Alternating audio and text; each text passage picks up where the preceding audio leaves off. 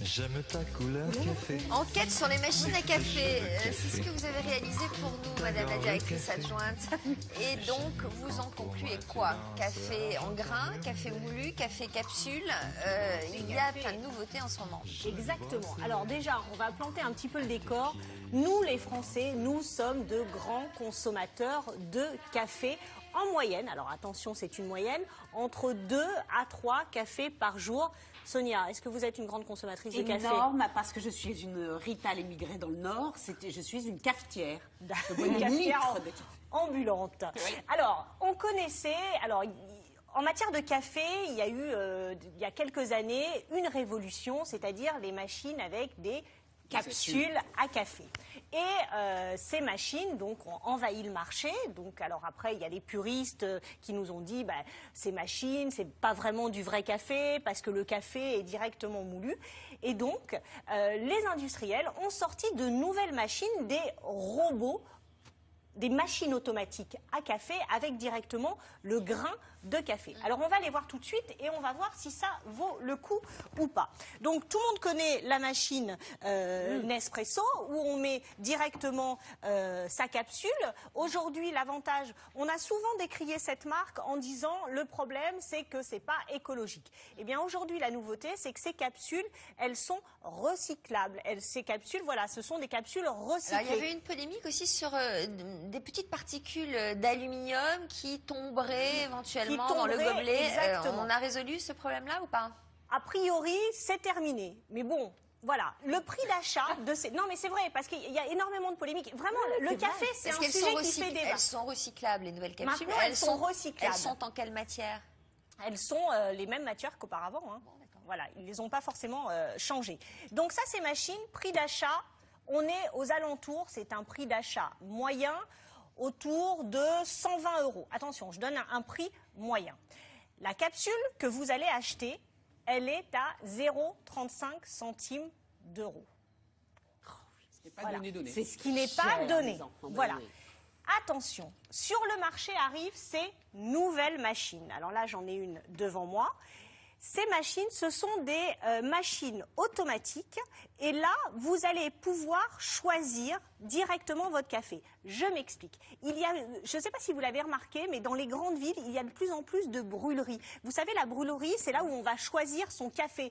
Alors, on va choisir son café en grains. Alors, je ne sais pas si on va le voir là à l'image, parce que je ne peux pas soulever. Regardez, voilà, j'ai les grains de café qui sont là, on les a mis... Alors, donc on met directement les grains? On met directement les grains à l'intérieur de la machine.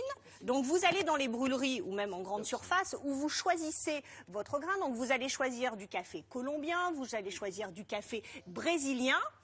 On le met à l'intérieur et alors c'est très très simple. Sophie, venez avec moi. Est-ce que vous êtes une amatrice de café ou pas? Par la force des choses, malheureusement. Par la force des choses. Je suis quand même obligée d'en boire un certain nombre. Le plus sur ces machines, c'est que vous allez choisir directement le café que vous voulez. Je veux un café, un espresso, très serré, pas assez serré. Bon, alors juste là, quand même, vous avez aussi le choix. Toutes ces couleurs différentes correspondent à un café différent. Exactement. Et puis vous pouvez choisir un café serré ou plus long. Exactement. Sauf que là, votre café, il est directement moulu. La force de ces machines, pour les amateurs, c'est-à-dire que le café, il va être broyé directement par la machine. Comme au bar, au café du coin. Comme au café du coin. Et là, votre café, il va libérer tous ses arômes. Le café contient à peu près 800 arômes. Et donc, ces machines, normalement, font le pari de dégager tous ces arômes. Donc, on va goûter. Alors, on va goûter. On a le droit de se faire des cafés de toutes les machines. Allez-y, faites-vous plaisir. En gros, Karine. Alors, je choisis. Ce qui était réservé aux professionnels devient accessible au plus grand nombre, c'est ça en fait. Exactement. Alors là, donc on choisit la taille. On choisit la taille, oui. Oui, c'est là, pardon, excusez-moi Sophie. Voilà. C'est tellement débile. C'est bon?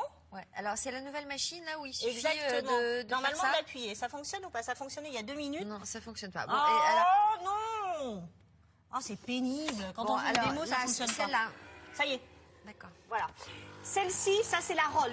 Attention, ces machines sont très chères. Ces machines à capsule, elles sont à partir de 120 € prix moyen.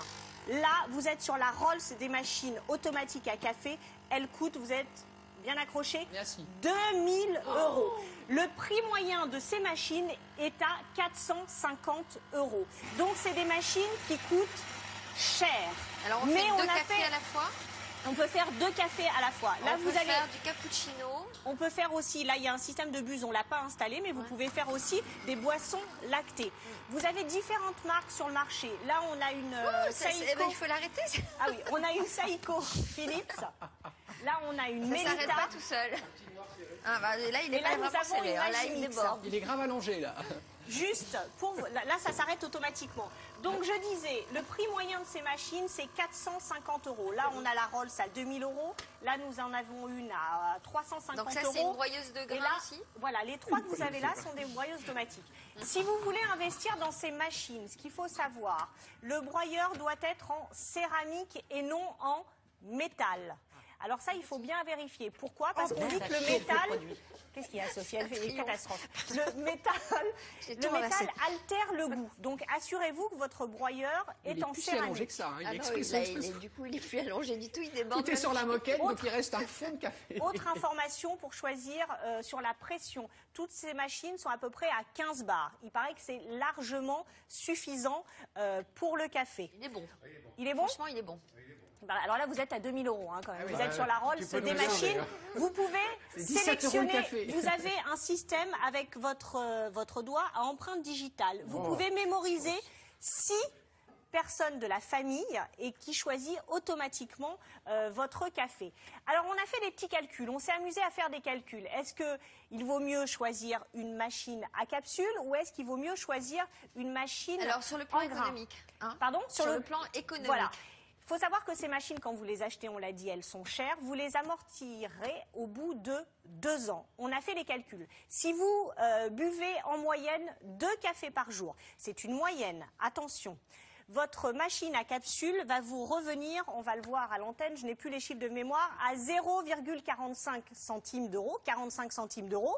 Et si vous investissez dans une machine automatique, un prix moyen de 450 €, si vous buvez 2 cafés par jour, vous serez à 41 centimes d'euros. Donc, cette machine est censée être un petit peu plus économique que la machine à capsule. Cependant, vous l'amortirez que sur 2 ans, parce que là, vous l'amortissez tout de suite. Si vous elle voulez... a une durée de vie moyenne de combien? Alors, elles ont une durée de vie qui est relativement longue, normalement, comme les machines à capsule. Le secret, attention, toutes ces machines, que ce soit les machines à capsule ou les machines à grains, il faut les nettoyer. Et ça, les gens ne le savent pas. Il y a des moteurs à l'intérieur, vous pouvez enlever, vous les passez à l'eau directement. Vous devez aussi enlever le marc de café qui est à l'intérieur, et c'est valable aussi pour celle-ci. Généralement, on se dit elle tombe en panne parce que les gens ne nettoient pas leur machine. Il y a un problème de tartre aussi, j'imagine, d'eau trop calcaire.